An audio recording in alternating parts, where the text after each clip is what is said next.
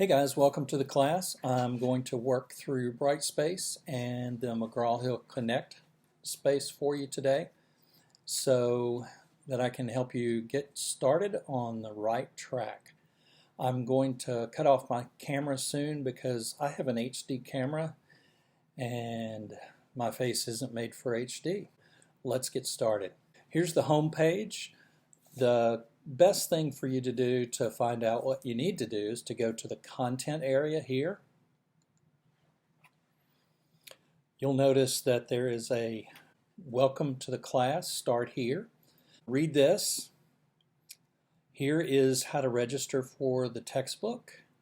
This is a nice presentation that explains why it's so helpful to have the Connect part of the textbook. And these are tips for doing well in the class. Week 1, you would go here, and here are your assignments. Notice that the quizzes and homework on the McGraw-Hill site do not connect with Brightspace. Don't know why they can't do that, but you'll just have to go to the McGraw-Hill site and do those yourself. Read each one of these carefully and make sure that you know what day everything's due. And if a date looks kind of strange, email me. And I'm dyslexic, so sometimes I put the wrong dates on. So help me out there. Be vigilant. So week 1, the first thing you need to do is to introduce yourself. What you do here is just click on this, and you can start a new thread. We already have quite a few. You guys are really doing well. You need to introduce yourself and then reply to 2 other texts, and do that before the deadline. All right, if you have questions, you can go to the Q&A Cafe. Here is the Q&A Cafe. I actually have 2 sites there. I should probably delete one of them, but I would go to this one without the picture, because that's where some folks have already gone. And Alexis has a question about the class that I answered, video quiz question that I answered, and a timing of the homework question that I answered. Now, if I were you, I would subscribe to this discussion board. That way when somebody asks a question, you will see it, and if you respond, that'll be great. I may even give you some extra credit points for that. But help your students out. So you can do the Q&A first. Look for the syllabus, then look on Brightspace, and if your question's not answered, then go to the Q&A Cafe. And this is called 2 before 3. So go to 2 places before you ask me. Now, I'm not trying to be hard to reach. I'm really easy to reach. You can Skype me or email me, but I'm just trying to cut down on the times I answer the same question 15 times, so you can understand that. All right, let's go to the syllabus, which you go to the content, go to syllabus. Here we go. My phone number, I wouldn't try that phone number. That's the office, and I won't be in the office this summer. But you can always email me, and you can Skype me at mark.stoll anytime. I will have my Skype on. I just remembered it's not on right now, but I'll have my Skype on every day, and just send me a Skype message, and then I'll get back to you. I don't have set office hours because I want to be flexible for you guys. Read all of the mission statement. It's very important to me. And the worst class course description in the history of course descriptions. Sorry, I had to try to get that changed, but the departmental members said, no, we need to keep it broad. So it's way too broad. All right, so if there's a hurricane, we're already in online class, so we should be okay. The text is the 7th edition. And you cannot get a used edition because you have to have the code to do the homework.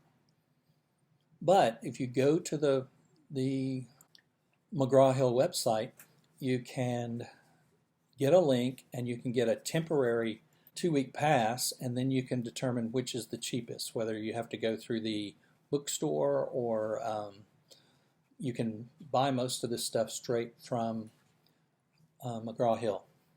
If you do have a disability and need extra time, you need to contact the Office of Disability Services, and they will send a form to me after it's been filled out, and we can accommodate you that way. This summer we're doing quizzes and homework. Those are 15% a piece. The quizzes and the homework are on the McGraw-Hill Connect site. You have a limited time, so make sure you read the text. I would highlight it if you want, and be ready for do the homework. And once you've done the homework, you get 30 minutes to do the homework. So that way you can become very familiar with the text, and then the quizzes are a little bit shorter. The discussion boards are very important. That's 20% of your grade. You will be doing discussions over the readings from Subverting Greed, a really good text on how various religions look at the idea of greed. You'll do one essay from those readings, and I'll give that to you fairly soon. It's difficult and it's challenging, and I'm here every step of the way if you have questions. Your comparative religion project, you will need to read that. That is number 5 here. Students are required to complete a project.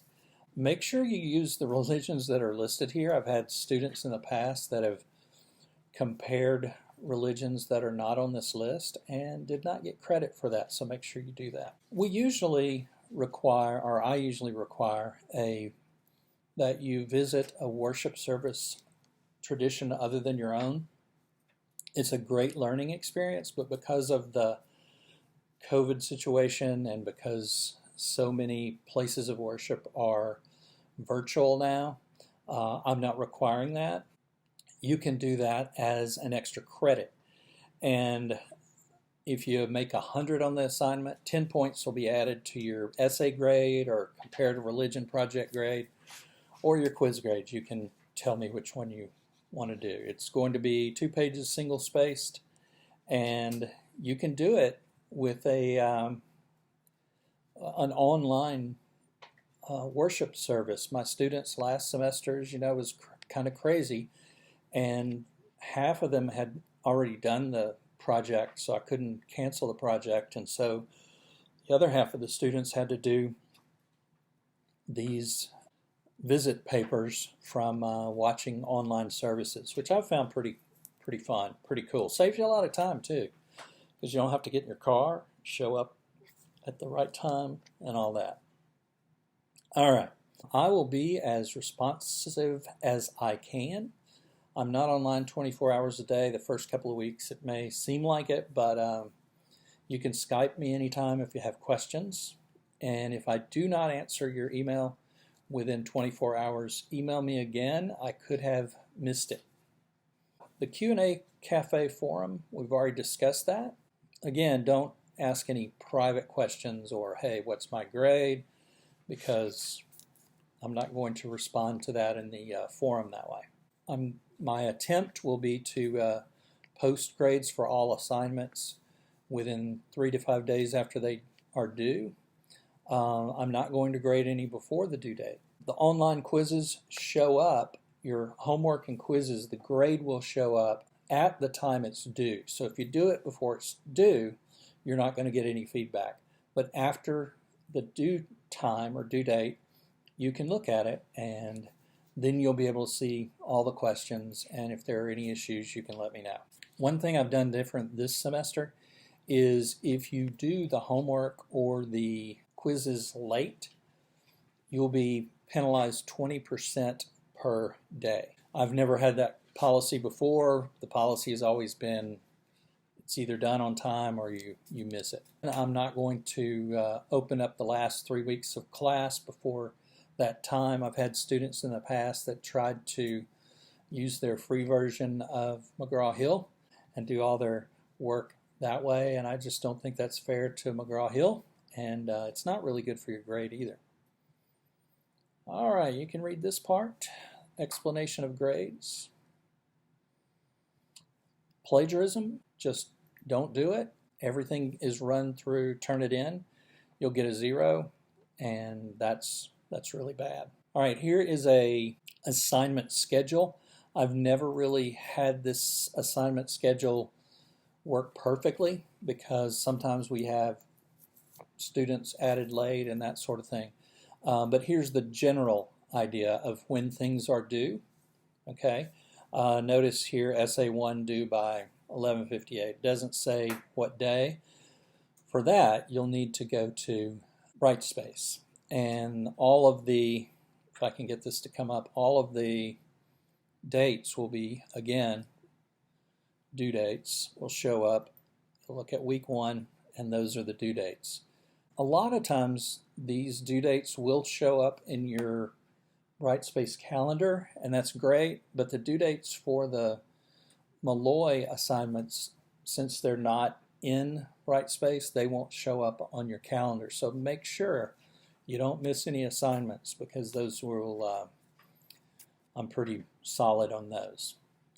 All right, that's the way you navigate Brightspace. I know that some of you have let me know that this is your first time on Brightspace. Good luck. If you have any questions, ask me or put it in the Q&A cafe, and we'll be glad to help you out. I think it's going to be a really good semester now that we're all kind of settled in after the crazy last semester. So let me know how it's going.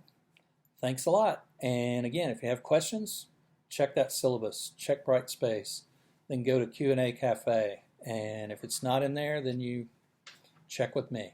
And I might set up some Zoom times to see how things are going. You will not be required to attend those Zoom sessions, but they will be recorded, so you'll be able to watch them anytime. All right, thanks so much. Have a great day, and I hope you learn a lot this semester.